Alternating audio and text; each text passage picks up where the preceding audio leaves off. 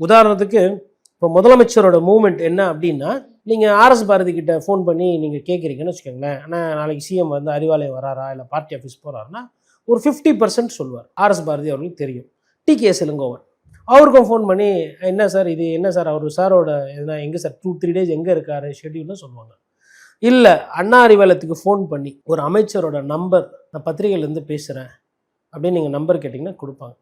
இதே ஏடிஎம்கே பார்ட்டி ஆஃபீஸில் ஃபோன் பண்ணி, லேண்ட்லைன் நம்பர் தான் இது எல்லாமே நான் சொல்கிறது, லேண்ட்லைனில் ஃபோன் பண்ணி நான் இந்த மாதிரி இந்த பத்திரிகையிலேருந்து பேசுகிறேங்க, என் பேர் இது, கொள்கை பொறுப்பு செயலாளர் நம்பர் வேணும், இல்லை கோயம்புத்தூரில் இந்த சட்டமன்ற உறுப்பினர் நம்பர் வேணும்னா அதிமுகவில் இருக்கிறவங்க என்ன பண்ணுவாங்க, கையில் இருந்தால் உடனே கொடுப்பாங்க. இல்லைனா என்ன பண்ணுவாங்க, சார் நான் கேட்டு சொல்கிறேன், நீங்கள் 5 நிமிஷம் கழிச்சு ஃபோன் பண்ணுங்கன்னுவாங்க. உடனே நம்ம ஃபோன் பண்ணோன்னா அவங்க அதுக்குள்ளே கேட்டு வச்சுட்டு என்ன நம்பர், பிஏ நம்பரோ இல்லை அமைச்சர் நம்பரோ எதுவோ அவங்களும் கொடுப்பாங்க. அப்போது தெரிஞ்சுக்கலாம்.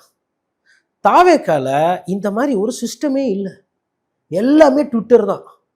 பொழுதுக்கும் எல்லாரும் என்ன பண்ணிட்டு இருக்கிறாங்க, தெருவாக போய் சுற்ற வேண்டிய பத்திரிகையாளர்களாம் தெருவில் போகாமல், தெருவுனா மக்களோட பிரச்சனையை புரிஞ்சிக்காம கம்ப்யூட்டர் முன்னாடியே உட்காந்து செல்லுலேயே பார்த்துக்கிட்டு இருக்காங்க. என்ன அப்டேட், என்ன அப்டேட். இது தொழிலே மாறி போச்சு.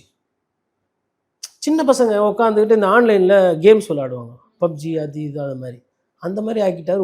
தாவேக்கா கட்சி நீங்கள் ஃபாலோ பண்ணிங்கனாலுமே ஃபீல்டுக்கு போய் விசிட் பண்ணுறதில்ல, ஃபீல்டு இன்ஸ்பெக்ஷன் இல்லை, ஃபீல்டில் போய் ஸ்டோரிஸ் எடுத்துகிட்டு வர்றது கிடையாது. எல்லாமே ஆம்சேர் ஜேர்னலிசம் என்று ஆங்கிலத்தில் சொல்லுவாங்க. உட்கார்ந்த இடத்துலையே வர தரவுகளை வைத்து இவ்வாறு இருக்கலாம், அவ்வாறு இருக்கலாம், இவ்வாறு பேசப்படுகிறது, அவ்வாறு சொல்லப்படுகிறது, இதனோட இந்த செய்தி முடிவடைகிறதுன்னு போட்டு மங்களம் பாட்டு போயிடுறது.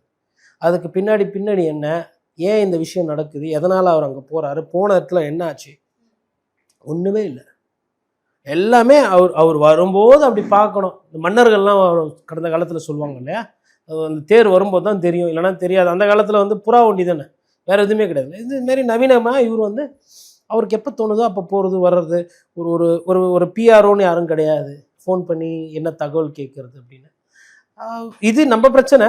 பொதுமக்களுக்கு இதனால் ஒன்றும் பிரச்சனை கிடையாது. பொதுமக்களை பொறுத்தவரையில் என்னென்னா, பிரஸையும் இப்படி தான் நடத்த போகிறாரு, கட்சிக்காரங்களையும் இப்படி தான் நடத்த போகிறாரு, உங்களையும் அப்படி தான் நடத்த போகிறாரு, அப்படி தான் நடத்திக்கிட்டு இருக்கிறார். ஒரு மக்களை வந்து சந்திக்கணும் அப்படின்னா எந்த ஒரு தலைவருக்குமே உள்ளுக்குள்ளே ஒரு சந்தோஷம் இருக்கும். நாளைக்கு போனால் கூட்டம் இருக்கும், மக்கள் முன்னாடி பேசும்போது நம்ம இப்படி பேசினா சிரிப்பாங்க, ஆரவாரம் பண்ணுவாங்க. அது ஒரு அரசியல்வாதிக்கே உண்டான அந்த ஒரு அரசியல்வாதியோட நெஞ்சு தைரியமும் தன்னம்பிக்கையும் அந்த கூட்டத்தில் இருந்து தான் பார்க்கும்போது வரும். இது அரசியலில் இருக்கவங்களுக்கு ஒன்றும் இல்லை, நீங்கள் யார் வேணால் உணர முடியும். ஒரு செலிபிரிட்டியாக இருக்கார், இல்லை ஒரு ஸ்டாராக இருக்கார் அப்படின்னா அந்த அந்த எதிரில் இருந்து அந்த கரகோஷம், அந்த ஆரவாரம், அதை பார்க்கும்போது சந்தோஷம். அதை காலதாமதப்படுத்திக்கிட்டு கூட்டம் சேர்ந்த பிறகும் போறாருன்னா இவருக்கு ஏதோ பிரச்சனை இருக்கு.